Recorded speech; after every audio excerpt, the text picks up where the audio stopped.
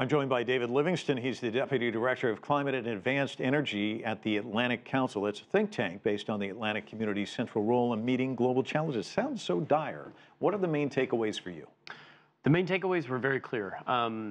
The world has a narrow shot at keeping global warming to 1.5 degrees centigrade by the end of this decade, which would be, of course, enviable. But even then, it's not a binary choice. I think the message that really was driven home to me is this is not about if we make 1.5, great. If we don't make 1.5, we might as well give up. It's about every single action that can help to reduce the deleterious effects of climate change is welcome. And so we need more oars in the water globally in terms of global governments working together to actually try and fight this problem and to co-harvest some of the benefits of addressing it as well in terms of clean, affordable energy that is now very competitive with existing fossil fuels.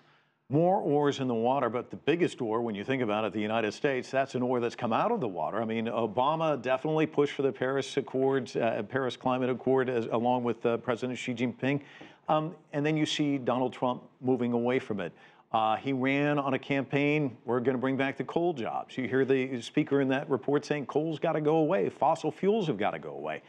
Is this going to have any bearing on him? Do you think it'll change, I guess, will it change any of the politics around this here in the United States?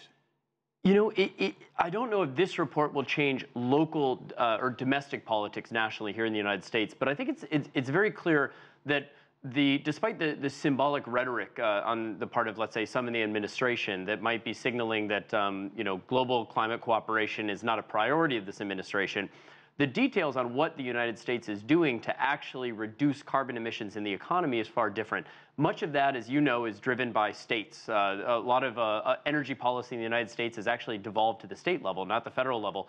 And so you're getting both a Congress at the federal level, which is defending a lot of important programs like our energy innovation program that's working on the technologies of tomorrow needed to meet this challenge. But you also have leading states such as California, New York, as well as some unlikely suspects, even Texas, driving emissions reductions by replacing coal with natural gas in their own state level markets and deploying new technologies like wind, solar, and increasingly energy storage as well. It's not just the United States, though. I was reading before I came out here about some of the reactions. The Australian government backing coal, the Deputy Prime Minister saying about the report, they're not going to change anything based on some sort of report. How discouraging is that to you when you hear that from politicians?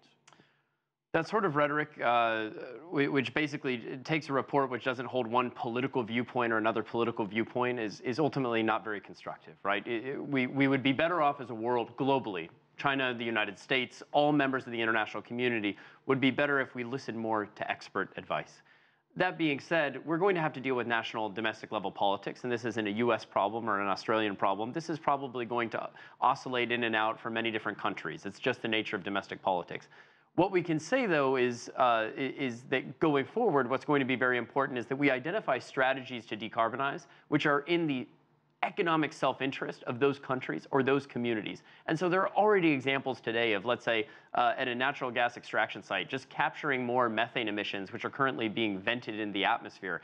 Those contribute to global warming, but they also represent a valuable economic commodity that we could capture, put into a pipeline, and bring to market. So we need to identify the things where, whether you believe this UN-sanctioned report or not, it's in your best interest to actually row in the direction of a more sustainable, more effective, more efficient global economy. David, a pleasure having you on. Thanks so much. Thank you.